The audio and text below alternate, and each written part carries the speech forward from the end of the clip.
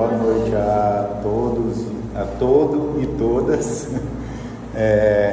A gente vai hoje falar sobre o conceito de pobreza, certo? Pobreza, por mais que seja um conceito que todo mundo acredita que é muito fácil de definir, certo? Nas ciências sociais, o conceito de pobreza não é de tão fácil definição assim. Por quê? Porque a pobreza é um fenômeno que ele é variado e que, inclusive, para os povos pobres, que a gente classifica como pobres, nem sempre pobreza para eles é a mesma coisa que pelo motivo que nós estamos chamando eles de pobres, certo? Às vezes a gente chama uma pessoa de pobre porque ela tem carência de alimentação. Às vezes a gente chama uma pessoa de pobre porque que a casa dela não é boa, não é? Às vezes a gente chama uma pessoa de pobre porque ela não tem um salário muito bom. Mas já pararam para pensar, para essas pessoas que a gente chama de pobre, se coincide o que a gente chama, se coincide o conceito delas de pobreza, se coincide com o nosso? Será que se eu for ali na zona rural de Pedreiras, certo? E eu chamar um trabalhador rural de pobre, certo? Ou a casa dele é uma casa de taipa, coberta de palha, ele é pobre. Será que ele vai se identificar como pobre? Pobreza é a carência de alguma coisa, não é isso? Agora, quem define o que é essa carência? Carência para quem? Certo? Carência de quê? Eu queria que rapidinho aí, cada um de vocês elaborasse um conceito para a pobreza. A visão de vocês do que é ser pobre, certo? É a visão de vocês sobre o que é ser pobre. O que vocês usariam para caracterizar a pobreza? Digamos assim, vocês vão ser assistentes sociais de um determinado local, de uma prefeitura ou de um projeto com financiamento do Banco Mundial, e aí vocês precisam definir o público-alvo. São pessoas pobres. E aí, o que vocês diriam? Essas pessoas pobres, elas são pobres por quê? Vocês vão definir aí o que seria pobreza na opinião de vocês.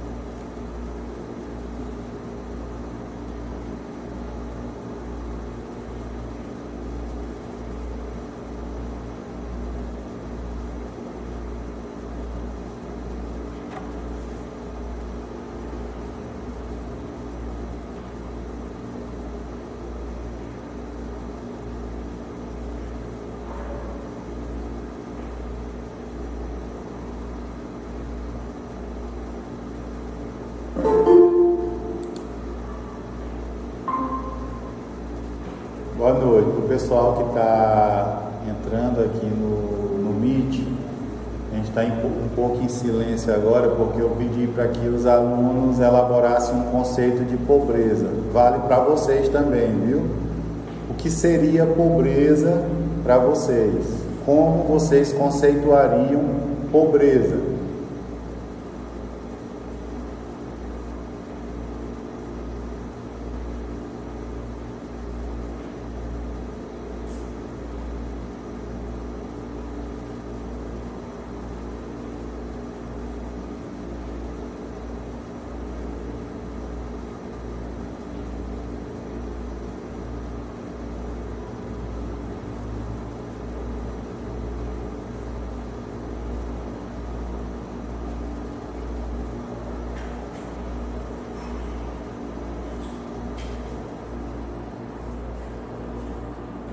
Pronto?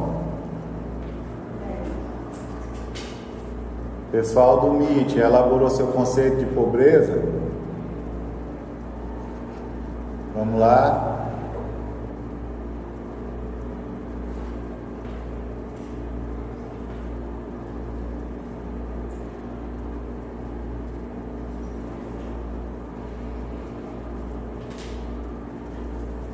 Pronto?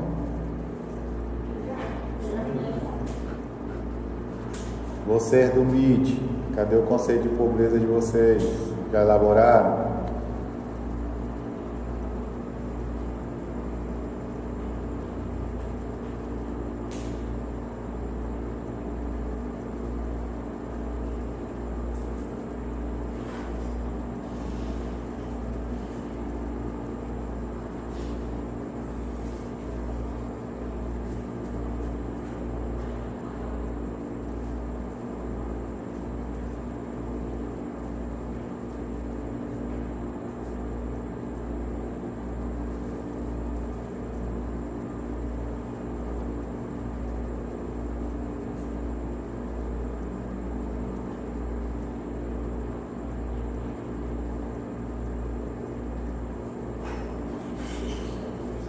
Já? Então bora lá. O que foi que vocês conceituaram como pobreza? O que é pobreza para vocês? Poder ter a pessoa que tem carência de uma renda boa, não ter dinheiro para comprar uma alimentação boa para ele. Carência de renda, de uma renda que não lhe ajuda, não contribui para que você tenha uma boa alimentação, né? O que mais? Porque tudo aquilo que o homem, de alguma forma, ele não tem acesso, como educação, saúde, habitação, Certo. básico. A falta de acesso à educação, saúde, alimentação, saneamento básico, né? O Francisco está falando aqui que pobreza é carência real de algo, que pode ser saúde, educação, moradia, falta de alimentação para nutrição, dentre outros. Vai. Professor, a minha foi praticamente quase igual a dela. Eu comecei também a falar de oportunidade na educação, né? Porque como eu estudo, mais na frente, quando tiver adulto, vai ter oportunidade de pelo menos conseguir um emprego. Não tão bom, mas que tem a oportunidade de conseguir um emprego para ter uma renda. Certo, então a carência da educação contribui para a questão da pobreza. A gente vai ver aqui desse texto que nós vamos discutir hoje, que a carência, que uma das conceituações que os autores dão é justamente isso.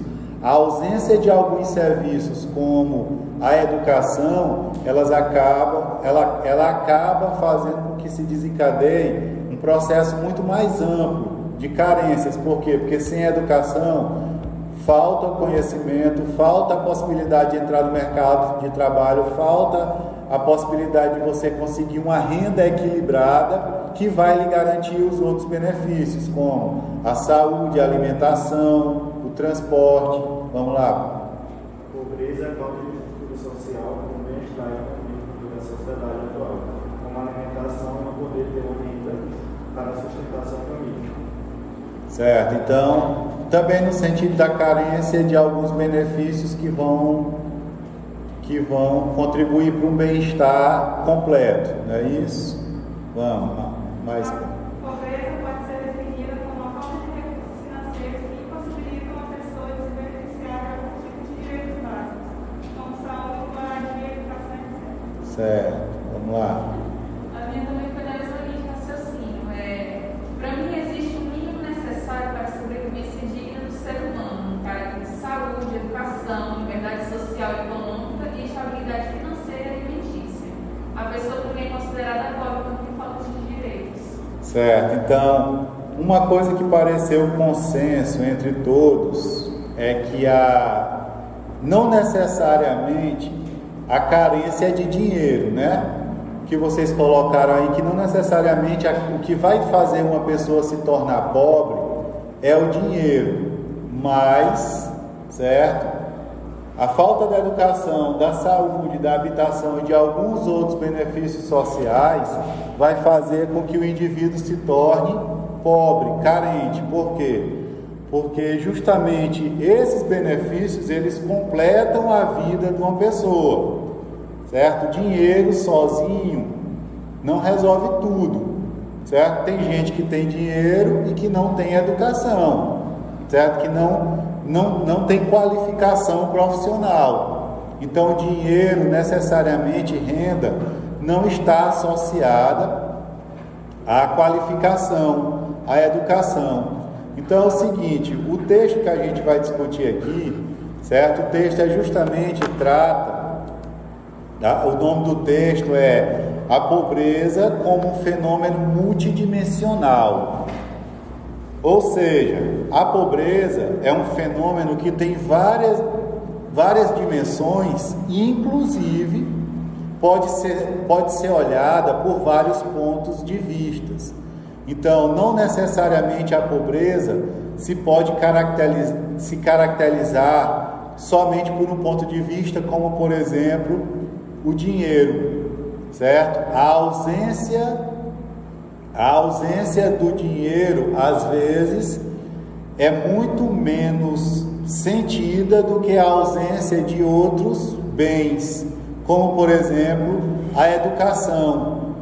Vocês lembram que agora há pouco eu falei da questão do produtor rural, do agricultor aqui da zona rural? Ele pode não necessariamente ter dinheiro e não ser pobre. Por quê? Porque ele planta, certo? Então, para ele, a carência pode ser de alimento. Como ele é uma pessoa que planta a alimentação que ele vai usar, então o que é que vai acontecer? Para ele pode não necessariamente ser considerado pobre. Por quê? Porque o que ele precisa para a sobrevivência dele, ele tem. E essa conceituação multidimensional, ela é importante porque justamente pelo fato de que determinados segmentos sociais, eles não têm renda. Quer dizer que a gente vai conceituar como pobre todo mundo que não tem renda? Por esse ponto de vista, os povos indígenas seriam pobres, não é? Eles têm renda monetária fixa? Não, eles podem ter uma renda que eles fazem a partir da venda de alguns produtos, de alguns animais, de algumas coisas que estão dispostas dentro da terra indígena. No entanto, eles não se consideram pobres. Por quê? Porque pobreza é um conceito que muitas vezes também está relacionado com a questão da fartura, uma oposição à fartura, não é isso? Por que se pede que as terras indígenas sejam extensas? Justamente para que eles não sejam pobres. Pobres de quê? Pobres da caça, pobres da pesca, pobres da coleta, certo? Então, a fartura que eles precisam não é de cofres cheios de dinheiro. Nós não precisamos ter uma conta no banco, né, que a gente quer estar alimentando a conta e a poupança o tempo todo para a gente ter um dinheiro guardado, para ir se consultar em Teresina, para ir para a excursão em Jericoacoara, não é? A gente não quer dinheiro para essas coisas. Então, no caso dos povos indígenas, é lógico, a concepção capitalista, ela já chegou lá, só que eles conseguem lidar com diversas situações. Então, da experiência que eu tenho, exatamente, certo? Exatamente, pobres, os povos indígenas em que se tem pobreza, são justamente os povos em que tem terras muito pequenas demarcadas. Por quê? Porque a caça, ela não fica andando ali na porta da minha casa. Ela fica na terra, no território, e eu tenho que sair para buscar, certo? O peixe, eu não posso eu não tenho um tanque no quintal da minha casa com o peixe, ele está lá no rio, ele está no igarapé, que tem que estar dentro da terra indígena, certo? Então, os frutos, eles estão dispostos em todo o território. Então, uma terra indígena, geralmente ela tem que ser demarcada numa extensão mais ampla. Por quê? Porque esses povos vivem de variadas atividades. Ah, mas por que eles não vão só plantar? Porque a atividade agrícola, ela também é uma atividade cultural, e nem todo o povo desenvolveu isso como uma necessidade, certo? Se é necessidade para nós, para eles as necessidades são outras. Então a pobreza seria um fator multidimensional justamente por isso. Quando se pensa em pobreza somente pelo ponto de vista da escassez de dinheiro, nós estamos fazendo... Ok. Somente quando nós pensamos em pobreza somente como escassez de dinheiro, nós estamos pensando que algumas sociedades que não vivem necessariamente do dinheiro, certo? Que essas sociedades são pobres, quando para eles mesmos eles não são pobres, certo? E aí, certo? Nesse jogo aí, muitas políticas públicas acabam não dando certo justamente por isso, porque vem o governo com dinheiro para gastar nessas realidades, oferecendo programas e projetos que não estão de acordo com o modo de vida daquela sociedade. Aí o projeto é executado, o projeto de combate à pobreza, ele é executado, certo? Mas ele vai pelo ralo, por quê? Porque aquele segmento nem pobre estava se considerando. Aconteceu muito isso no Maranhão, com um projeto chamado Projeto de Combate à Pobreza Rural. Era um projeto desenvolvido pelo governo do estado para as comunidades que ele considerava pobre.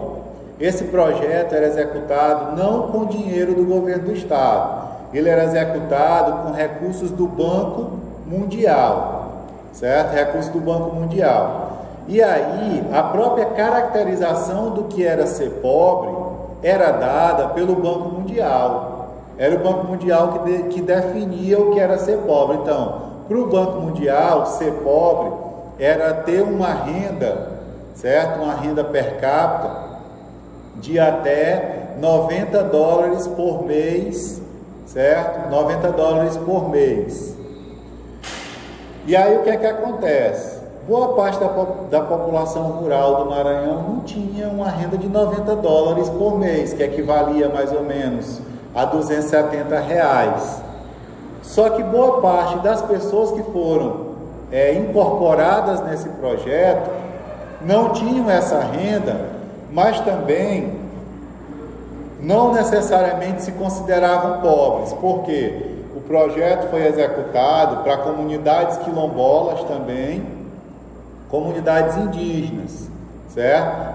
Os pobres rurais, ou para as comunidades rurais, e para comunidades quilombolas e indígenas. Eles receberam o projeto, o governo estava lá chegando com o projeto e tal, eles receberam. Mas eles receberam não porque se consideravam pobres, receberam porque era uma oferta, era gratuito, certo? Desse projeto partiam os cursos de desenvolvimento sustentável. E no final do curso, cada comunidade escolhia quais eram os projetos que queriam que fossem executados em sua comunidade. Então, teve projeto que foi executado que era de açude para a criação de peixe, era de campo agrícola para o plantio do arroz, que era de criação de emas, criação de emas, eletrificação, certo? Eletrificação. Então, o que é que acontece? As comunidades foram aceitando, certo? As comunidades foram aceitando os projetos, porque estava sendo oferecido. Só que o que acontece também é que muitos desses projetos, eles estavam totalmente em desacordo com o próprio modo de vida da população, certo? Estavam em desacordo com o próprio modo de vida da população. Por quê? Eles escolhiam dentre opções que o Estado dava. Então, a história do açude para criar peixe, da criação de ema, da criação dos campos agrícolas, não era sugestão das comunidades, eram opções que eram colocadas para a comunidade. Então, se o Estado dizia que podia executar aquilo, ele dizia, então eu quero isso daí, traz isso daí. Só que não estava de acordo com, certo? Não estava de acordo com os valores culturais da sociedade. E aí o que aconteceu? Alguns desses projetos foi dinheiro jogado fora, certo? Foi dinheiro jogado fora pelo fato de que a comunidade não se adaptou, até porque não tinha conhecimento, certo? Não tinha conhecimento de como lidar com aquilo ema. Chegaram lá com as ema e botaram lá na comunidade. Eles lá sabiam como lidar com ema, certo? Eles tinham condições financeiras de estar comprando ração, comprando alimentação adequada, certo? Criação de peixe. Quando eles não estavam adaptados a criar peixe, eles não criam peixe, o peixe está no rio, eles vão lá e pescam. É muito diferente de você ir pescar no rio, de você criar o peixe para você cuidar daquele peixe, certo? É uma diferença absurda. E eu particularmente acompanhei o desdobramento da implantação de um projeto de energia, de eletrificação numa aldeia indígena, certo?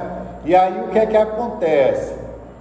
Simplesmente o Estado chegou lá, implantou a energia e foi embora. Os povos indígenas no Brasil, eles não estão habituados a pagarem pelos serviços que eles recebem. Por quê? Porque a FUNAI criou uma relação muito paternalista. Geralmente tudo que eles têm na aldeia é algo que é oferecido de forma gratuita. O Estado chegou lá, implantou a energia elétrica e foi embora. Com o passar dos tempos, eles foram adquirindo bens, certo? Eletroeletrônicos. Eles compraram DVD, na época estava no auge DVD, era início dos anos 2000, né? Então estava no auge DVD. Eles compraram freezer, eles compraram televisão, eles compraram um monte de coisa. Só que a conta começou a chegar, certo? A conta começou a chegar. E era de 300, era de 500. Os períodos que eu passei na aldeia, as casas que eu passava, a televisão era ligada de manhã, era desligada na hora de dormir. A Joelma do Calypso tocava o dia inteiro na aldeia, certo? O dia inteiro. Eles compravam freezer, caçava lá o veado, matava e jogava no freezer, certo? Coisas que não aconteciam antes. Então o que é que acontece? Como o Estado desconsiderou a situação cultural deles e os caracterizou como pobres, certo? Os caracterizou como pobres e os colocou num projeto de combate à pobreza, certo? Ainda era pobreza rural, como se os povos indígenas fossem sociedades rurais e não territórios de povos diferenciados.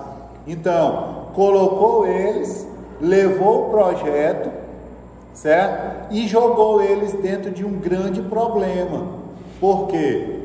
Porque até receber o projeto, ótimo, era tudo de graça.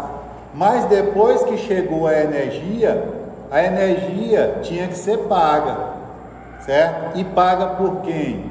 Eles têm renda suficiente para pagar a conta de 300, 500 reais, 600 reais? Não. Então o Estado, com um projeto de combate à pobreza rural, levou, certo, um problema para dentro da aldeia. Aí sim, eles podem ser considerados pobres por ter uma carência de renda para suprir com esse novo elemento que tem na aldeia, certo? Por esse ponto de vista, sim. Então a pobreza, ela deve ser olhada, o conceito de pobreza deve ser olhado de forma muito criterioso. Por quê? Porque o que eu acho que é pobreza não necessariamente coincide com aquilo que as pessoas que eu estou chamando de pobre achem que pode ser pobreza. Então, para a maioria das pessoas, qualquer pessoa na zona rural é pobre, não é? A gente não acha que quem mora lá é pobre, né? A casa não é tão boa como as casas da cidade. Lá eles não ganham salário, eles precisam vender o arroz para ter o dinheiro e tal. Mas aí a gente tem que ter em mente isso que o texto que a gente está discutindo hoje está falando. A pobreza, ela é um conceito multidimensional. Pobreza pode ser de dinheiro, pobreza pode ser de educação, pobreza pode ser de oportunidades, certo? Pobreza pode ser até de coisas que para nós não são materiais, que são emocionais, certo? Pobreza de visibilidade. No texto aqui, os autores falam justamente disso. Algumas pessoas, elas sentem o estigma da pobreza por conta da forma como elas são vistas na sociedade. Algumas citam o caso de como são tratadas ao entrar numa loja. Por quê? Porque o padrão que elas têm, físico e estético, não corresponde ao padrão que a loja atende. Então a forma que os seguranças, que os vendedores olham é uma forma diferenciada, quando muitas vezes aquela pessoa tem dinheiro para consumir naquele local, mas é tratada de uma forma diferenciada. Por quê? Porque é vista como uma pessoa pobre, certo? Então é o seguinte, a pobreza, ela é um fator multidimensional justamente por isso. Por quê? Porque a gente tem que olhar a pobreza. Aqui o final do texto é justamente uma experiência dessa. A pesquisadora foi ouvir das pessoas o que elas achavam que seria pobreza, para ela definir o conceito de pobreza. Então, se eu sou assistente social e vou desenvolver um projeto para uma comunidade que eu estou dizendo que é pobre, eu tenho que saber o que aquela comunidade acha que é pobreza, porque eu posso estar querendo levar para lá algo que eles não acham que precisam, que eles precisam é de outra coisa. Pobreza não é carência? Em geral, pobreza não é carência? Mas carência não daquilo que eu acho que as pessoas são carentes, carência daquilo que as pessoas acham que são carentes. O meu olhar é uma coisa, a minha visão de mundo é uma coisa, certo? Talvez eu esteja conceituando pobreza aquilo que para mim seria pobreza, o que faria eu ser pobre. Então, para mim, ser pobre era eu não ter dinheiro para guardar todo mês na minha poupança, não ter dinheiro para comprar minha camisa de marca, para fazer aquela viagem. O que para outras pessoas isso pode ser insignificante, certo? Então, ao desenvolver, ao pensar, ao planejar um projeto de combate à pobreza, eu tenho que levantar para daquela população o que elas acham que as faz pobre, certo? Para que eu não leve uma coisa que não seja necessidade para eles, como esse caso que eu acabei de citar aqui do projeto de combate à pobreza rural no Maranhão, quando se levou muita coisa para as comunidades que não era o que elas achavam carência, certo? Aqui no MIT chegaram outros conceitos de pobreza. A Janete diz que pobreza é a falta de boa qualidade de vida, saúde, educação, saneamento, energia elétrica e outros serviços. A Vitória disse que pobreza é a maioria da população com necessidade, sofrendo com muitas situações precárias e até fazendo suas crianças passarem por muitos momentos difíceis, certo? Então, pobreza de forma geral é carência. Para uns apareceu carência de educação, para outros de renda, para outros de saneamento, certo? Então, um dos problemas principais com relação aos projetos de combate à pobreza, justamente isso. Eles não conseguem focalizar os grupos pelo fato de eles não respeitarem as concepções desses grupos. Por que a população se identificou tanto com o Bolsa Família? Porque o Bolsa Família dava o dinheiro lá e a pessoa decidia com que gastar, certo? Antes do Bolsa Família, os programas que antecediam o Bolsa Família, eles eram focalizados em algumas coisas. Por exemplo, tinha o Bolsa Escola, aí dava R$15 para a pessoa cuidar da educação do filho, certo? Tinha o Bolsa, o Vale Gás, aí era R$15 para a pessoa comprar o gás, certo? Então, eram bolsas isoladas, eram recursos isolados, já pré-determinados para algumas coisas. E aí, será que aquelas pessoas consideradas pobres, atendidas pelos programas, tinham carência daquelas coisas? Então, por que o Bolsa Família acabou se tornando relativamente um sucesso?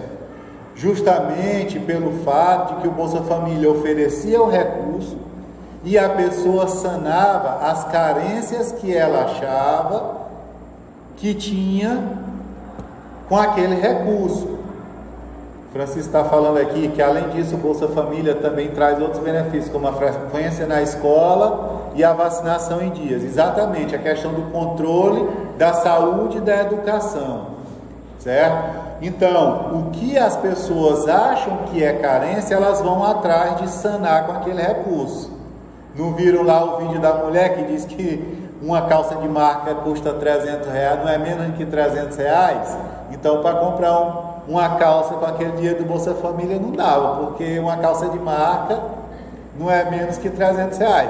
Então, para ela, a carência da neta dela, da filha dela, sei lá, era de uma calça de marca, certo? Então, pobreza como algo multidimensional, que a gente vai tratar nessa aula, é justamente isso.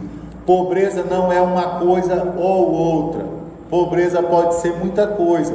E pobreza pode ser algo, para mim, que estou como executor de uma política pública, que o público-alvo não se reconhece naquilo, certo? Então, aqui a gente vai utilizar basicamente os conceitos de pobreza de Amartya Sen, que é um indiano que ganhou inclusive o Prêmio Nobel de Economia por conta justamente dessa caracterização que ele vai fazer de pobreza e de programas de combate à pobreza, e de Deepa Nairn, que é justamente aquela pesquisadora que eu falei para vocês, que ela foi atrás das pessoas que são consideradas pobres, saber delas o que é que elas achavam que fazia as pessoas se tornarem pobres, certo? Então, essa definição de pobreza é uma definição que ela evolui com o passar dos tempos. Por exemplo, lá na Idade Média, pobreza, por exemplo, é a pobreza de espírito, no sentido de pobreza da presença de Deus. Então, as pessoas que eram muito pecadoras e tal, eram vistas pela igreja como pessoas pobres. Inclusive, muita gente era vista como pobre, justamente porque não respeitava aquela vontade divina, que na verdade não era vontade divina. Lembra que a gente discutiu na disciplina anterior a questão do iluminismo, né? E que na Idade Média, pelo predomínio da igreja, o que a igreja dizia que é o que era considerado o teocentrismo, era o que valia, certo? Então a pobreza ela é multidimensional também por isso. Com o passar dos tempos, o conceito de pobreza ele vai se transformando, ele vai evoluindo, inclusive ao ponto de que hoje nós não temos um único conceito para a pobreza. O Banco Mundial, quando vai executar os seus programas de combate à pobreza, ele usa um conceito, certo? Outras organizações como a ONU usam um outro conceito. Pobreza pode ser uma situação de baixo IDH. Não sei se vocês conhecem, mas o governo do Maranhão ele tem um programa Mais IDH. O que é que ele faz? Ele atua nos municípios que têm menores IDHs. A gente sabe que os municípios do Maranhão são os municípios considerados os mais pobres do Brasil por terem os menores IDHs, certo? Quase toda vez que tem medição de IDH, o município considerado mais pobre do Brasil geralmente é o município do Maranhão, certo? Então, o que é que o governo do estado faz? Ele desenvolve esse programa Mais IDH, que é um programa que substitui escolas de taipa por escolas de alvenaria, certo? Que faz saneamento básico nos municípios com os IDHs mais baixos, que faz programas de infraestrutura, então, que tenta reverter a questão do IDH para reduzir a pobreza no estado. Por quê? Porque aí o conceito de pobreza utilizado é esse, é a pobreza como a ausência de desenvolvimento humano. E o que é que faz existir desenvolvimento humano? É acesso à educação, é qualidade de vida, é saneamento básico e é longevidade, certo? Se eu não tenho educação, se eu não tenho renda suficiente, se eu não tenho acesso à saúde, a serviços de saúde, logicamente que eu não vou ter longevidade, não é isso? A tendência é que eu não tenha uma expectativa de vida muito alta. Então, nesse programa, pela perspectiva adotada pelo governo do estado do Maranhão, as pessoas consideradas pobres, certo? São justamente aquelas pessoas que não têm, certo? Que não têm aqueles municípios que não têm um IDH favorável, certo? Então, os 30 municípios com menor IDH no Maranhão, eles são mais atendidos por esse programa. Vocês já ouviram falar de um programa chamado Escola Digna, do governo do Maranhão? Não? Pois é, o Escola Digna é um programa do governo do Maranhão que ele substitui escolas de taipa, de palha, ou escolas em um estado ruim de conservação. Mesmo que a escola seja do município, o governo constrói a escola e entrega para o município. Por quê? Por considerar que escolas com mais infraestrutura acabam garantindo melhor qualidade do ensino, melhor aprendizagem, certo? Então, o Mais IDH, ele é associado ao Escola Digna, que constrói essas escolas, ele é associado a políticas de saneamento básico, certo? E de serviço, de acesso a serviços da saúde. Mas no passado, a gente está falando aqui do programa Mais IDH do governo do estado. Mas como eu acabei de falar para vocês, no passado, certo? No passado, a classificação de pobreza do Maranhão, quem dava era o Banco Mundial, que era quem financiava os programas de combate à pobreza. E aí, como eu falei para vocês, a classificação era a família não possuía até $90, certo? $90 por mês. Hoje o dólar está muito mais alto, então $90 hoje é muito mais dinheiro. Naquela época lá, praticamente o dólar e o real eram moedas equilibradas, certo? Então, $90 não chegava a ser o que é $90. Hoje $90 está quase R$6 o dólar, então 9 vezes 5,45, 90 dólares hoje é por volta de R$600. Naquela época, 90 dólares era praticamente R$90. Então, todo mundo que tinha essa renda de até 90 dólares por mês era incluído no programa de combate à pobreza rural do Maranhão. Então, como eu estou mostrando para vocês, para cada realidade, para cada município ou para cada programa, o conceito de pobreza pode variar, certo? E aí, vocês do serviço social têm que saber trabalhar muito bem com isso. Por quê? Porque vocês vão atender pessoas que vocês vão levar programas e projetos para elas. E vocês têm que saber, inclusive, se vocês não estão violentando essas pessoas, chegando lá dizendo que consideram que elas são pobres, certo? E executando determinados programas para elas, que elas nem acham que devem se enquadrar. Por quê? Porque elas nem acham que são pobres por aquele motivo, certo? Que elas podem até se considerarem pobres, mas por outro motivo. Então a gente vai falar agora de algumas perspectivas sobre o conceito de pobreza. Uma das perspectivas é a perspectiva de pobreza como juízo de valor. O que é um juízo de valor? Quem poderia caracterizar para mim um juízo de valor? O que seria um juízo de valor?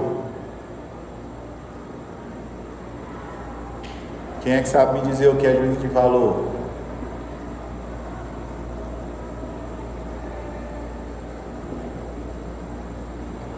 Então, o que eu falei para vocês sobre a história de que eu conceituo os outros como pobre a partir da minha perspectiva, é um juízo de valor, certo? Eu tenho dinheiro aqui para gastar, e eu quero agora fazer filantropia, certo? Eu fiquei rico, eu quero fazer filantropia e eu quero ajudar as pessoas pobres. Aí eu vou dar minha classificação de pobre. Pobre seria quem mora na periferia de Pedreiras, quem mora numa casa que é de alvenaria, que pode ser até de alvenaria, mas é uma casa que não tem saneamento, não tem esgoto, certo? Não é rebocada, não tem piso de lajota, que essa pessoa não é uma assalariada, ela é uma pessoa que faz bico e tal. Então, eu faço o meu juízo de valor, eu construo aquilo que eu acredito ser o meu conceito de pobreza. É isso que vocês fizeram agora há pouco. Eu não pedi para vocês cada um elaborar o seu conceito de pobreza. Então, é exatamente isso, certo? O juízo de valor é quando eu construo o meu conceito e eu ajo através desse conceito. Vocês acham que as políticas no Brasil, as políticas públicas no Brasil, elas são executadas de forma coerente com a realidade? Ou o juízo de valor acaba predominando? Vocês acreditam que quem elabora políticas públicas, certo, de combate à pobreza, consegue ir lá a campo para tentar identificar quem são as pessoas que passam por carências? Para ser mais claro ainda, o auxílio emergencial foi definido como? Na base da disputa política. O governo primeiro não queria o auxílio emergencial, os deputados o obrigaram a fazer. O governo queria R$200, os deputados disseram que tinha que ser no mínimo 500, depois acabou sendo definido como 600, e aí a definição de quem era o público-alvo. Não teve muito conflito? Não tem pessoas que hoje passam fome sem o auxílio emergencial? Não tem pessoas que trabalham, que não perderam nada com a pandemia? Nada, certo? De renda. E que estão recebendo? E bem, eu conheço pessoas, mulheres, chefes de família, que estão recebendo R$1.200. e que na pandemia não foram afetados pela pandemia, continuaram mantendo os seus empregos, continuaram exatamente com o emprego que tinha, recebendo exatamente o quanto recebia antes. Então não houve para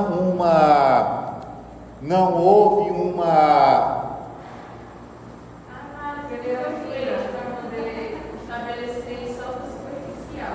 Pois é, não foi feito basicamente uma disputa de poder no Congresso Nacional com o presidente. A gente quer que seja assim, tem que ser assim, não sei o quê. E aí, no final, eles entraram em um consenso, certo? Mas esse consenso, eu quero também, viu? Esse consenso não era um consenso que conseguiu realmente solucionar o problema. Teve gente que foi afetado pela pandemia que não foi incorporado no programa. Teve gente que não teve nenhuma dificuldade com a pandemia que está recebendo. Exemplo, servidores públicos. Muitos servidores públicos acabaram recebendo o auxílio emergencial, certo?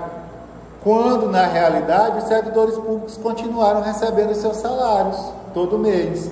Então, quando eu construo um programa dessa forma, quando eu não tenho uma definição clara, porque eu não busquei dentre aquelas pessoas que podem ser os beneficiados, certo? Quando eu não busquei conhecer melhor, eu estou usando a pobreza como o meu conceito como um juízo de valor. Para vocês verem, a discrepância é tão grande que de R$200 que era para ser, passou a ser 600. Então não tinha uma definição nem do que seria o valor, uma definição clara do que seria o valor realmente para sanar as carências da população. O presidente achava que com R$200 se sanava, com R$200 se sanava a carência, e acabou-se até chegar ao valor de 600 e ao valor de 1.200 para as mulheres que eram chefes de família, certo? Então, quando eu construo aleatoriamente o meu conceito de pobreza para executar uma determinada política pública, eu estou usando essa perspectiva que a gente acabou de falar, de pobreza como juízo de valor. Vai a partir daquilo que eu acredito ser, certo? É exatamente o que eu falei daquela política pública que incorporou indígenas e quilombolas. Foi um juízo de valor. Os índios não têm dinheiro, então eles são pobres, certo? Vamos incorporá-los no programa de combate à pobreza rural. Os quilombolas vivem da agricultura, certo? Eles não têm uma renda mínima como um salário e tal, então eles são pobres. Vamos incorporá-los no programa. Ninguém parou para questionar se eles lá não têm muito mais fartura do que muitas outras pessoas que vivem aqui na cidade, certo? Por exemplo, nas aldeias indígenas, se a terra for demarcada numa quantidade suficiente, não tem pobreza, tem a fartura, porque tem muita fruta, porque tem muito lugar onde plantar, porque tem o igarapé ou o rio que tem o peixe, certo? Porque tem a caça. Agora, lógico, se eu demarco uma terra pequena, tudo vai ser escasso. Aqui no Maranhão mesmo, eu conheço uma terra indígena, terra Morro Branco, que ela fica ali em Grajaú, praticamente dentro da cidade. Ela é bem pequenininha. Lá sim tem carência. Por quê? Porque a terra não cumpre o objetivo de sanar as necessidades deles, e nem eles têm a renda para estarem comprando as coisas na cidade. Aí sim acontece a carência. mas em terras que são demarcadas de forma extensa, não tem isso, certo?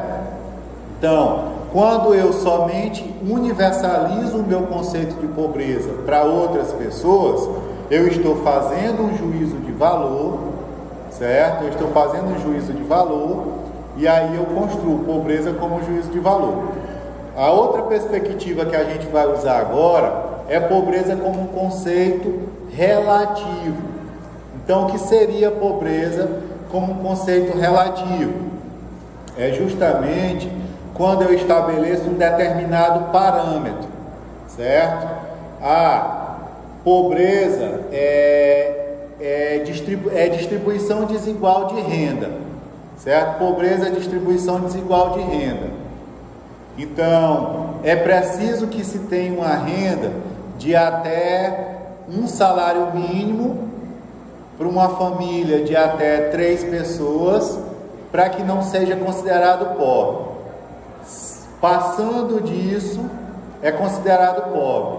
Então, pobreza como um conceito relativo, justamente nesse sentido, de que o padrão é esse, certo? Um salário mínimo para tantas pessoas. É como faz o Bolsa Família. Bolsa Família não determina uma determinada renda por pessoa, não é? É considerado pobre ou é considerado abaixo da pobreza quem tem até um determinado patamar de renda por pessoa, certo? E aí esses são os considerados beneficiários do programa. Então esse é o conceito de pobreza, é a pobreza como um conceito relativo. Quando eu estabeleço um parâmetro, certo? E aí eu passo a medir a pobreza a partir desse parâmetro. É justamente isso que a gente está vendo agora, a questão da renda per capita de parte da população. Então, o conceito de pobreza relativa, ele é descrito como aquela situação em que o indivíduo, quando comparado a outros, certo? Tem menos de algum atributo, certo? Tem menos de algum atributo. Então, a gente pode falar da questão da renda, a gente pode falar de índices educacionais.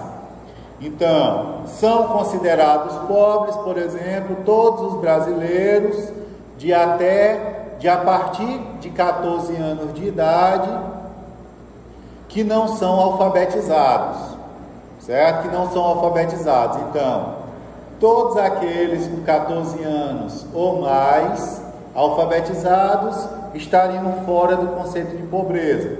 Todos aqueles com 14 anos de idade ou mais não alfabetizados seriam considerados pobres. É só um exemplo que eu estou citando, viu, gente?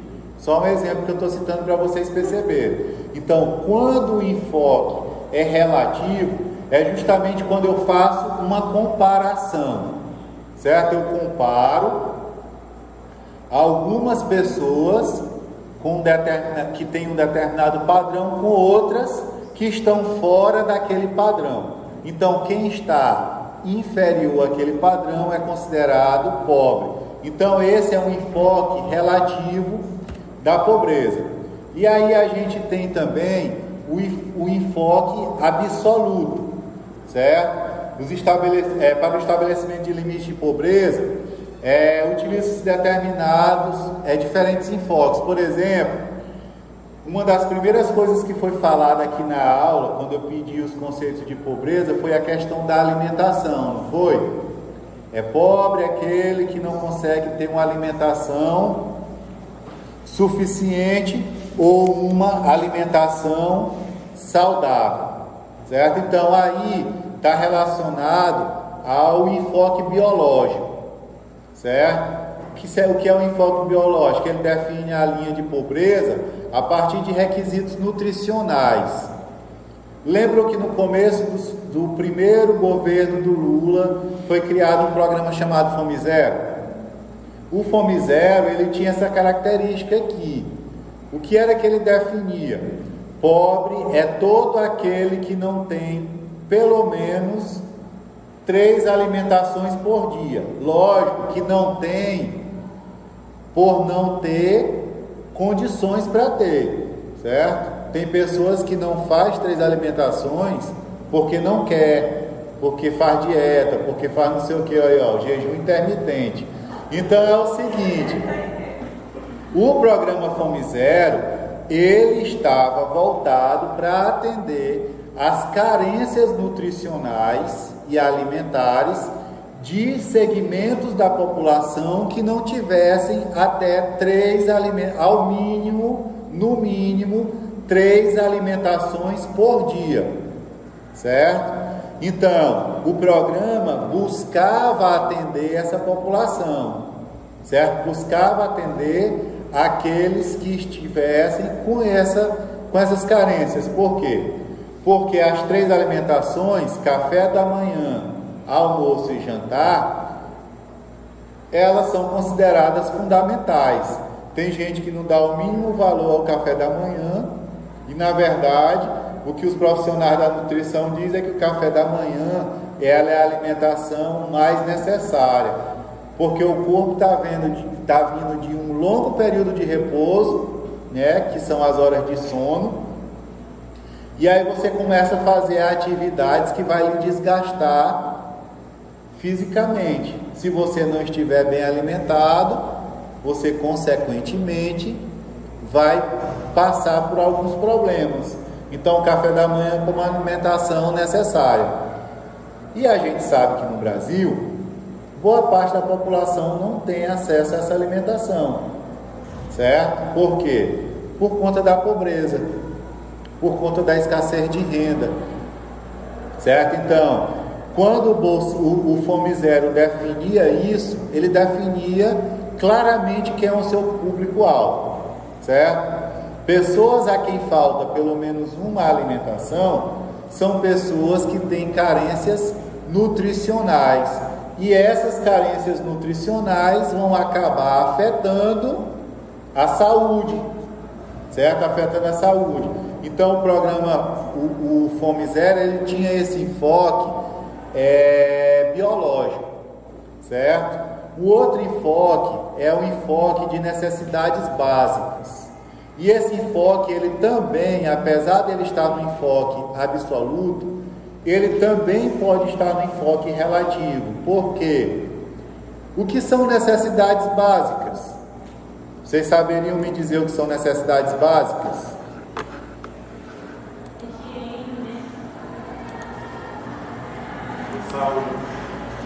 Vão dizendo aí, pode ir dizendo. O pessoal do MIT pode ir participando também, viu? Saúde, higiene, saneamento básico, educação. Vocês estão vendo como necessidade básica é a mesma coisa de pobreza? Pode ser qualquer coisa, dependendo do lugar de quem fala, certo? Para uma pessoa mais abastada, necessidade básica é o que para outra seria luxo, certo? Então, necessidade básica para mim pode ser um café da manhã com uma crepioca de ovo, com frango desfiado, suco de maracujá, um iogurte natural, não sei o que. Isso seria uma necessidade básica para mim, certo? Mas para uma pessoa com mais carências financeiras, necessidade básica pode ser um café com pão, um café com farinha, certo? Pois é, um café com farinha. Então, a questão das necessidades básicas também são relativas. Por quê? Porque o que para mim pode ser necessidade básica, para o outro não tem nada de básico, para o outro é luxo. Porque no dia que uma pessoa que quase nunca tem acesso ao café da manhã puder ter um café com leite, um pão, com ovo, ele já vai estar tendo além do que ele considerou básico, porque em algum dia ele só quis se alimentar, certo? Ele só quis poder se alimentar de manhã, entenderam? Um outro enfoque dentro desse enfoque absoluto é o enfoque dos salários mínimos. Alguns programas de combate à pobreza consideram pobres quem não tem o salário mínimo, ou um salário mínimo que seja realmente suficiente para viver. Por exemplo, salário mínimo dá para pagar aluguel, comprar roupa, pagar o transporte para ir para o trabalho, comprar remédio. Dá para tudo isso? Não dá. Então, inclusive o que a gente chama de salário mínimo no Brasil, com o salário que se paga no Brasil, ele não chega a ser nem o salário mínimo.